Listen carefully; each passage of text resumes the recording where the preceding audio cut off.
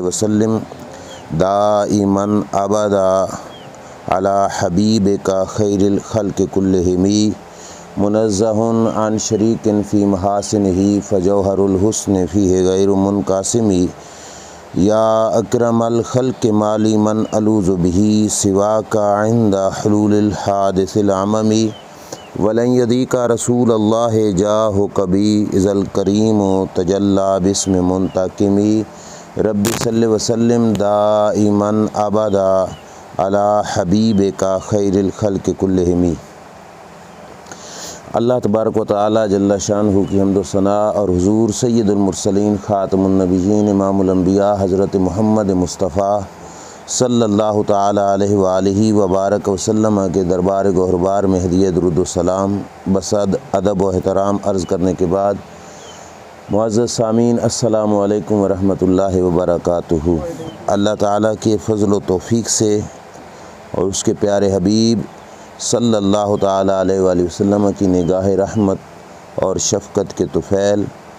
فہم then course کے 26ویں سبق میں ہمیں حاضری کی سعادت نصیب ہو رہی ہے۔ آج کا موضوع ہے قرآن سے رشد و ہدایت۔ اللہ تبارک و تعالی صحیح بیان کر کے سمجھ کر عمل کی توفیق عطا فرمائے۔ اللہ تبارک و تعالی جل شانہ نے انسانیت کی ہدایت کے لیے انبیاء اکرام علیہم السلام کو اس کائنات میں بھیجا، لیکن انبیاء اکرام علیہم السلام کا سلسلہ خاتم الانبیاء ہمارے آقا و مولا صلی اللہ تعالیٰ علیہ وآلہ وسلم پر ختم ہو گیا۔ حضور کے بعد نبوت کا سلسلہ نہیں تھا، تو آقا کریم صلی اللہ تعالیٰ علیہ وآلہ وسلم نے اس دنیا سے پردہ فرماتے ہوئے اپنی امت کو ہدایت کا ایک معیار عطا فرمایا اور بڑے واضح اور پختہ انداز کے اندر ارشاد فرمایا کہ میں تمہارے اندر 2 چیزیں چھوڑ کے جا رہا ہوں، تم کبھی بھی گمراہ نہیں ہوگے، مطلب ہدایت تمہیں ملتی رہے گی، رشد تمہیں ملتا رہے گا، راستہ تمہیں ملتا رہے گا جب تک ان 2 چیزوں کو تھامے رہو گے۔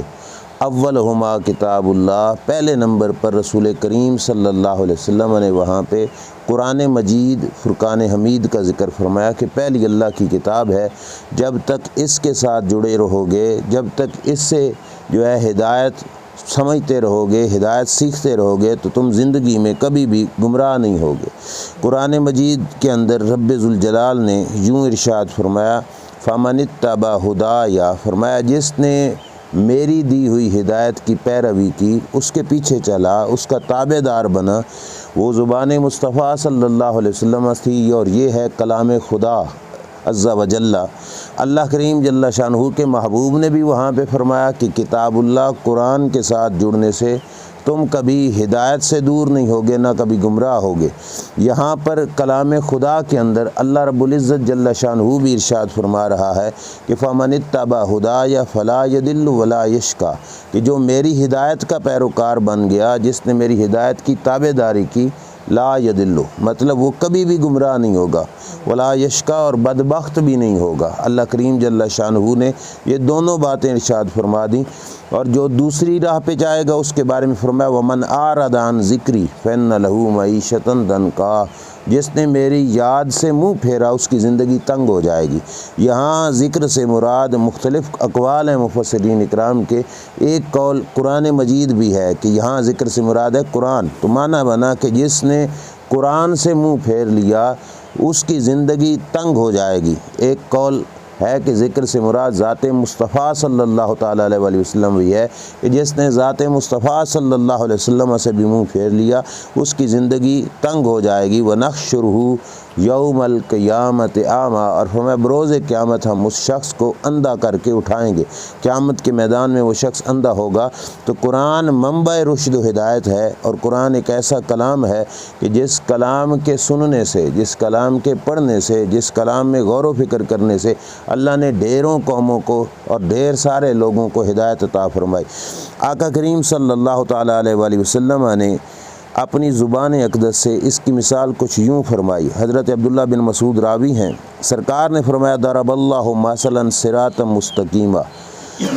کہ رب ذوالجلال نے سیدھے راستے کی مثال بیان فرمائی۔ وہ کیسے؟ فرمایا ایک ہے سیدھا راستہ، یوں سیدھی لائن، اور فرمایا سیدھے راستے کی دونوں طرف جو ہے مختلف راستے ہیں۔ سیدھا راستہ جا رہا ہے، اس کے دائیں بھی راستے ہیں، بائیں بھی راستے ہیں، اور آقا کریم صلی اللہ علیہ وسلم نے فرمایا دائیں اور بائیں جو دونوں راستے ہیں ان پہ دروازے لگے ہوئے ہیں، اور ان دروازوں کے سامنے جو ہے وہ پردے بھی لٹکے ہوئے ہیں۔ وعلی الابواب سطور مرحات وعند راس الصراط دائن۔ ایک سیدھا راستہ، دائیں بائیں بھی راستے، دائیں بائیں کے راستوں کے دروازوں کے سامنے پردے، لیکن اس سیدھے راستے کی آخر پہ سرکار نے فرمایا ایک دائی ہے، یعنی بلانے والا ہے جو آنے والے کو بلا رہا ہے، استقیموا علی الصراط، آنے والے دائیں بائیں نہ مڑ جانا، سیدھا آتے جا، سیدھا آتے جا، وہ بلا رہا ہے کہ سیدھا آ۔ اور نبی اکرم صلی اللہ تعالیٰ علیہ وآلہ وسلم نے یہ مثال دے کر اب جو ہے فرمایا کہ اس جو ہے دائی کے اوپر، بلانے والے کے اوپر ایک اور بھی بلانے والا ہے۔ ایک تو کہتا ہے سیدھا، دوسرا یہ کہتا ہے کہ دائیں بائیں جا کے پردہ نہ ہٹانا، کہ پردہ ہٹاؤ گے تو پھر دروازے سے اندر بھی داخل ہو جاؤ گے۔ تو اللہ کے پیارے محبوب علیہ السلام نے یہ بات بیان کر کے اب اس کی تفسیر کی، وضاحت کی کہ راستہ کیا ہے، دائیں بائیں کیا ہے، وہ بلانے والا کون ہے۔ تو آقا کریم صلی اللہ تعالیٰ علیہ وآلہ وسلم نے جب وضاحت کی تو فرمایا ان الصراط هو الاسلام، جو سیدھا راستہ ہے وہ ہے اسلام، دین اسلام۔ اور اس کے بعد فرمایا کہ وَإِنَّ الْأَبْوَابَ الْمُفَتَّحَةَ مَحَارِمُ اللَّهِ، جو دائیں بائیں دروازے کھلے ہوئے ہیں جن کے سامنے پردے لٹکے ہیں وہ ہیں اللہ کی حرام کردہ چیزیں۔ سیدھا راستہ اسلام کا اور دائیں بائیں اللہ کی حرام کردہ چیزیں۔ وَإِنَّ السُّطُورَ، اور جو سامنے پردے لٹکے ہوئے ہیں وہ ہیں ان حرام کیے ہوئے کاموں پر اللہ کی بیان کردہ سزائیں، کہ وہ سامنے پردہ ہے اور جو سزا کو پی گیا تو وہ دروازے سے اندر داخل ہو گیا، کہ جس کا ہاضمہ ٹھیک ہو گیا اور اس نے سمجھا کہ میں سزا برداشت کر لوں گا تو وہ دروازے سے اندر اللہ کی حرام کردہ چیزوں میں داخل ہو گیا۔ اور آگے کیا فرمایا کہ جو اس راستے کے سرے پر دعوت دے رہا ہے کہ سیدھے آؤ، دائیں بائیں نہ مڑو، یہ آواز دینے والا کون ہے؟ هو القرآن۔ سرکار نے فرمایا یہ ہے قرآن، کہ جو انسان کو سیدھے راستے کی طرف جو ہے وہ بلا رہا ہے کہ سیدھا جانا، کسی اور طرف نہ مڑنا۔ اور اگلی بات جو حضور نے فرمائی نا کہ اس بلانے والے کے اوپر ایک بلانے والا ہے جو کہتا ہے کہ دائیں بائیں پردوں کو نہ ہٹانا، یہ نہ ہو کہ تم اندر داخل ہو جاؤ۔ وہ کون ہے؟ سرکار نے فرمایا وہ ہے وہ واعظ جو اللہ نے ہر مومن کے دل میں پیدا فرمایا ہے۔ واعظ سے مراد ہے نصیحت کرنے والا۔ اللہ نے ہر مومن کے دل میں ایک نصیحت کرنے کا جو ہے مادہ وہ پیدا فرما رکھا ہے، جو مومن کو سیدھی راہ کی طرف لے کے جاتا ہے۔ اس حدیث پاک سے یہ ثابت ہوا کہ قرآن رشد و ہدایت کا ایک ذریعہ ہے، کہ قرآن لوگوں کو سیدھی راہ کی طرف جو ہے وہ بلائے جا رہا ہے۔ اور آقا کریم صلی اللہ تعالیٰ علیہ وآلہ وسلم نے جو ہے مختلف مقامات پر اس چیز کو واضح بھی فرمایا کہ کئی لوگ قرآن کی آیات کو سن کر اسلام کے قریب آئے اور انہوں نے اسلام کو قبول کیا۔ حضرت عمر فاروق رضی اللہ تعالی عنہ کا زمانہ اقدس ہے، مسجد کے اندر حاکم وقت ہیں، خلیفہ وقت ہیں، اور آرام فرما رہے ہیں، اکیلے لیٹے ہوئے ہیں۔ آپ کی آنکھ مبارک اس وقت کھلی کہ جب آپ کے سرہانے ایک شخص کھڑا ہوا، یہ آیت کریمہ پڑھ رہا تھا، مَن یُطِعِ اللَّهَ وَرَسُولَهُ وَیَخْشَ اللَّهَ وَیَتَّقِهِ فَأُولَٰئِکَ هُمُ الْفَائِزُونَ۔ یہ والی آیت کریمہ آپ کے سرہانے کھڑے ہو کر وہ شخص پڑھ رہا تھا۔ حضرت عمر فاروق رضی اللہ تعالیٰ عنہ کی آنکھ کھلی تو فرمایا کون ہے تو، اور میرے سرہانے کھڑے ہو کر یہ کیا پڑھ رہا ہے؟ اس شخص نے کہا کہ میں روم کے علاقے میں عیسائی پادریوں کا سربراہ ہوں۔ صرف عیسائی نہیں، پھر عیسائیوں کا پادری نہیں، پادریوں کا بھی سربراہ ہوں، مطلب جو ان کے ہاں علماء تھے، ان کے جو کتاب کو جاننے والے تھے، میں ان میں سے بھی ان کا سربراہ ہوں۔ تو آپ نے فرمایا پھر یہاں کیا لینے آیا؟ اس نے کہا کہ ایک جنگ کے دوران ہمارا مقابلہ ہوا مسلمانوں کے ساتھ، مسلمانوں کے ایک مجاہد کے زبان سے میں نے یہی آیت کریمہ سنی اور جو پڑھ رہا تھا، من یطع اللہ ورسولہ ویخشی اللہ ویتقہ فاولئک ھم الفائزون۔ کہتا ہے میں نے یہ آیت کریمہ سنی اور سمجھی، کیونکہ میں عربی اچھی طرح جانتا تھا اور انجیل کا بھی میں عالم تھا۔ تو کہتے ہیں یہ ایک آیت کریمہ جب میں نے سنی اور سمجھی تو میرے دل میں یہ بات بیٹھ گئی کہ پوری انجیل میں اللہ کریم نے حضرت عیسیٰ علیہ السلام پر آخرت کے معاملات کے حوالے سے جتنے احکامات اللہ نے ساری انجیل میں نازل فرمائے، اگر ان اکٹھے احکامات کا خلاصہ دیکھنا ہو تو اس قرآن کی اس ایک آیت میں موجود ہے۔ میں اسی دن سے کہتے ہیں کہ میں نے کلمہ پڑھ لیا اور میرے دل میں ہدایت آ گئی اور میں نے کلمہ پڑھ کے مسلمان ہو گیا۔ تو آپ نے فرمایا یہاں کس لیے آیا؟ تو کہا اس نے کہ آج ارادہ بنا کہ خلیفہ وقت عمر فاروق کی زیارت کر کے آؤں، اس واسطے میں تمہارے پاس آیا ہوں۔ تو مطلب یہ نکلا کہ قرآن مجید کی ایک آیت نے عیسائی پادریوں کے سربراہ کی زندگی بدل دی، اور اس نے یہ کہہ دیا کہ پوری انجیل کے اندر بیان کی ہوئے احکام آخرت ایک طرف اور اللہ کے کلام کی اس آیت میں بیان کی ہوئے اللہ کے کلام کے ایک جو ہے حکم ایک طرف۔ تو یہ دونوں چیزیں جو ہے قرآن کی ایک آیت پھر بھی بھاری ہے کہ اس کے اندر اللہ تعالیٰ نے سب کچھ بیان کر دیا۔ یہاں تک نہیں، یہ ان دور کی بات ہے، بعد کے اندر 1932 کے اندر مصر کے علاقے کا ایک ادیب ہے کامل گیلانی، وہ بیان کرتا ہے کہ میں امریکہ میں تھا اور امریکہ میں جو مستشرق لوگ ملحد قسم کے لوگ رہتے ہیں ان میں ایک پروفیسر ڈاکٹر فنکل تھا۔ کہتے اس کے ساتھ وہ عربی ادب وغیرہ یا زبان لینگویج وغیرہ بہت جانتا تھا۔ تو کہتے ایک دفعہ میں اس کے ساتھ باہر نکلا تو اس نے مذاقاً میرے کان میں کہا کہ کیا تم بھی ان لوگوں میں سے ہو جو اس قرآن کو نبی کا معجزہ اور اللہ کا کلام سمجھتے ہو؟ مطلب استہزاء اور مذاق اور انکار کے انداز میں کہ تو بھی جو ہے قرآن کو معجزہ سمجھتے ہو اور یہ سمجھتے ہو کہ قرآن جیسا کوئی کلام نہیں بن سکتا۔ تو یہ اس نے کہتا ہے میرے کان میں کہا اور تھوڑا ہنسا۔ اس کے ذہن میں تھا کہ میں نے جو تیر ہے نا وہ نشانے پہ مارا، اب جو ہے یہ بھی شاید بھائی میری طرف آ جائے اور یہ بھی سمجھے کہ قرآن جو ہے وہ معجزہ نہیں یا قرآن کے اندر جو ہے یہ سلسلہ نہیں ہے۔ تو کامل گیلانی کہتا ہے کہ میں اپنے جو ہے موقف پر مضبوط رہا۔ میں نے اس پروفیسر ڈاکٹر فنکل سے کہا کہ ایسا اگر تمہیں یقین نہیں تو آؤ تجربہ کر کے دیکھ لیتے ہیں کہ قرآن کلام خدا ہے یا کیا ہے، اس سلسلے میں تجربہ کر لو، بیٹھ کر اس کا تجزیہ کر لیتے ہیں۔ اس نے کہا کیا؟ کہتا ہے کہ میں نے ایک جملہ بولا کہ جہنم بہت وسیع ہے، جہنم بہت کھلی ہے، وسیع ہے، یہ جملہ بولا۔ میں نے کہا چل تو بھی ادھر بیٹھ جا، میں بھی ادھر بیٹھ جاتا ہوں۔ عربی میں مہارت تمہیں بھی ہے، عربی میں مہارت مجھے بھی ہے، 20 جملے عربی کے اس ایک جملے سے بناؤ۔ مطلب یہ ہے کہ جہنم بڑی وسیع ہے،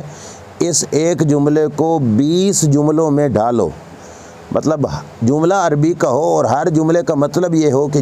جہنم بڑی وسیع ہے، تم بھی بناؤ میں بھی بناتا ہوں۔ کہتا ہے وہ بیٹھ گیا، اس نے بھی بنائے اور 20 جملے میں نے بھی بنائے۔ تو ہر جملے کے اندر الفاظ اسی طرح کے جہنم بڑی وسیع ہے، جہنم بڑی وسیع ہے، وہ جناب اس نے بیان کیے۔ کامل گیلانی کہتے ہیں کہ میں نے پھر اس کے سامنے جہنم کی وسعت کو بیان کرنے کے لیے جو ہے یہ والے الفاظ قرآن کی آیت سے پڑھے کہ جس میں رب بیان فرماتا ہے کہ جہنم بڑی وسیع ہے۔ یوم نقول لجہنم حل امتلأت تقول حل من مزید۔ اللہ فرماتا ہے قیامت کے دن جب ہم جہنم سے کہیں گے کہ کیا تو بھر گئی ہے، تو وہ کہے گی کہ کیا کچھ اور بھی ہیں جو میرے اندر ڈالے جانے ہیں، تو وہ کہے گی مزید کچھ اور ہیں جو میرے اندر ڈالے جائیں۔ کہتے جب میں نے یہ الفاظ اس کے سامنے رکھے تو وہ انگریز پروفیسر اٹھ کے کھڑا ہو گیا۔ اس نے کہا ہیں یہ الفاظ اور ان الفاظ میں جہنم کی وسعت کو بیان کیا جا رہا ہے؟ تو میں نے کہا یہ ہے اللہ کا وہ کلام جس کو ہم معجزہ مصطفیٰ صلی اللہ علیہ وسلم تصور کرتے ہیں۔ اس نے کہا کہ واقعی اس کلام کا مقابلہ نہیں ہو سکتا۔ تو قرآن کی ایک آیت نے اس کے لیے بھی ہدایت کا سامان کیا اور اس نے ماننا پڑا۔ یہ اس کے الفاظ میں نے کتاب میں پڑھے، شیخ طنطاوی مصر کا ہے، اس نے یہ لکھا کہ آگے سے پروفیسر کہنے لگا صدقتا نام صدقتا وَأُقِرُّ لَكَ ذَلِكَ مُغْبِتًا مِّن كُلِّ قَلْبِ، اس نے کہا بالکل تو سچ کہتا ہے، بالکل تو سچ کہتا ہے۔ قرآن ایک معجزہ ہے کہ جس کے اندر جس کا مقابلہ نہیں ہوتا، اور اس نے کہا میں اس بات کا اقرار اپنی تہ دل سے کرتا ہوں کہ واقعی قرآن مجید کی جو ہے الفاظ کا کسی اعتبار سے بھی کوئی بندہ مقابلہ نہیں کر سکتا۔ اب اس کے بعد آقا کریم صلی اللہ تعالیٰ علیہ وآلہ وسلم نے جو قرآن مجید کے حوالے سے آیات کریمہ کے اندر بھی موجود ہے کہ بار بار رب ذوالجلال نے اس بات پر جو ہے تنبیہ فرمائی کہ قرآن کے اندر غور و فکر کرو،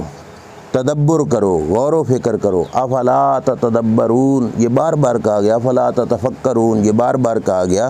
کہ پرکھو جو کچھ قرآن بیان کر رہا ہے اس کو جو ہے وہاں پہ اپنا دماغ استعمال کرو، عقل استعمال کرو۔ اس بات یہ جو آیات ہیں اگرچہ ایک جملہ ہے اور لفظ دیکھو کتنے تھوڑے ہیں، افلا تتدبرون افلا تتفکرون، اس ایک جملے نے جو ہے انگریزوں کا ایک بہت بڑا ڈاکٹر تھا، 1882 کی بات ہے، بہت پرانی 1882 کی، وہ فلاسفر ڈاکٹر بھی تھا، ڈاکٹر لٹریچر میں بھی تھا، سائنس میں بھی تھا اور لاز کا بھی ڈاکٹر تھا، نام تھا اس کا HM کوئلم۔ اس نے 1882 کے اندر اسلام قبول کیا اور یورپ کے بہت بڑے بڑے ادارے اور یونیورسٹیوں کا جو ہے بہت بڑا ممبر تھا۔ جب 1882 کے اندر اس نے اسلام قبول کیا تو اس نے بتایا عبرانی زبان، فارسی زبان، عربی زبان، پشتو اور ترکی، ان ساری زبانوں پر اس شخص کو مکمل عبور تھا۔ اسلام قبول کیا تو اسلام قبول کرنے کے بعد اس نے بتایا کہ مجھے جس چیز نے متاثر کیا اور جس کی وجہ سے میں ہدایت یافتہ ہوا اور میں نے کلمہ پڑھا وہ یہ ہے، یہی الفاظ قرآن مجید کے کہ افلا تتفکرون افلا تتدبرون، اگرچہ پوری آیت نہیں، آیت کا ایک حصہ ہے، اتنے بڑے شخص کا جس نے بہت جو ہے زیادہ سمجھا ہوا تھا، اپنے طور پر زبانیں جانتا تھا، اس کی زندگی کیوں میں بدلی، کیسے بدل گئی؟ اس نے کہا ہم اپنا مذہب جو عیسائی رکھتے ہیں، ہمارے چرچ میں جس وقت ہم جاتے ہیں تو ہمیں اس بات کی پابندی ہوتی ہے کہ تمہیں جو کچھ کہا جائے تم نے ماننا ہے، اس پہ تم نے کسی قسم کا غور و فکر نہیں کرنا، چاہے صحیح ہے چاہے غلط ہے، چاہے فائدہ ہے چاہے نقصان ہے، جو کچھ چرچ کا آرڈر ہو وہ تم نے پورا کرنا ہے، ہمیں وہاں پہ اپنے دماغ کو استعمال کرنے کی اجازت نہیں۔ اور یہ ہے واحد کلام خدا جس نے اپنے ماننے والوں کو ایک بار نہیں بار بار غور و فکر کرنے کا کہا، اپنا دماغ، اپنا عقل، اپنا شعور استعمال کر کے سمجھنے کی جو ہے انہوں نے بار بار قرآن نے دعوت دی۔ ایک قرآن اور دوسری حدیث پاک سے اس نے کہا کہ مجھے ہدایت ملی کہ ادھر قرآن غور و فکر کا کہا رہا ہے، ادھر جو ہے حدیث پاک کہ آقا کریم صلی اللہ علیہ وسلم کی ظاہری حیات طیبہ میں آخری دن تھے اور حضور اکرم صلی اللہ علیہ وسلم کے پاس ایک آدمی حاضر ہوا، اس نے عرض کیا یا رسول اللہ صلی اللہ علیہ وسلم آپ ہمارے اندر موجود تھے، ہمیں جہاں پہ بھی پرابلم ہوتی ہم آپ کے پاس حاضر ہو کے آپ سے مسئلہ دریافت کر لیتے، ہدایت مل جاتی، آپ دنیا سے پردہ فرما جاؤ گے، تو ہمارے لیے راستہ متعین کرنا، ہدایت پانا یہ کیوں کر ممکن ہوگا اور کیسے ممکن ہوگا؟ تو کریم آقا صلی اللہ علیہ وسلم نے اسے جواب دیا میں تمہارے بعد قرآن چھوڑے جا رہا ہوں، قرآن سے تمہیں ہدایت ملتی رہے گی، جو کام میری حیات میں مجھ سے لیتے رہے میرے بعد قرآن مجید سے تم ہدایت کا سبق سیکھنا۔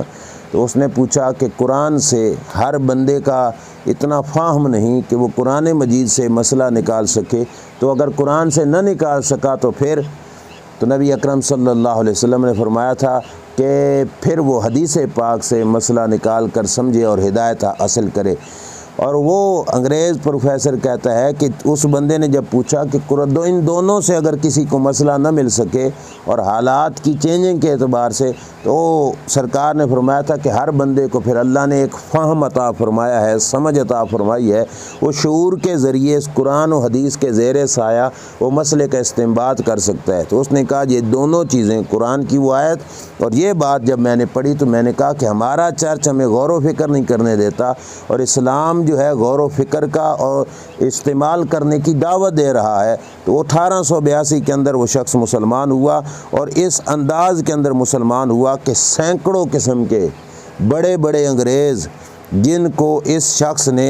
دعوت دے کر رسول کریم صلی اللہ تعالیٰ علیہ وآلہ وسلم کا کلمہ پڑھایا۔ تو یہ ہے قرآن مجید جو رشد و ہدایت کا منبع ہے۔ شروع میں آخری بات، جب حضرت مصعب بن عمیر، یہ ہیں قرآن کے پہلے استاد، رسول کریم صلی اللہ علیہ وسلم کے بعد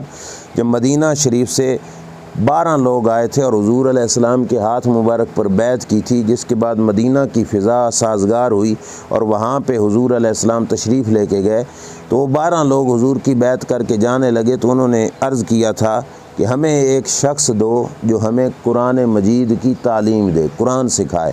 نبی اکرم صلی اللہ علیہ وسلم نے صفِ صحابہ میں سے جس شخص کو قرآن کا استاد چنا وہ تھے حضرت مصعب بن عمیر رضی اللہ تعالیٰ عنہ۔ یہ اتنی ٹھاٹھ باٹھ کے مالک تھے کہ عرب کے علاقے میں مشہور تھا کہ جیسے کسی بندے کے بارے میں کہا جاتا ہے کہ فلاں کا لباس فلاں جگہ سے آتا ہے، فلاں کی خوراک فلاں جگہ سے آتی ہے، حضرت مصعب بن عمیر کے بارے میں مشہور تھا کہ ان کے کپڑے شام سے سلائی کر کے آتے ہیں،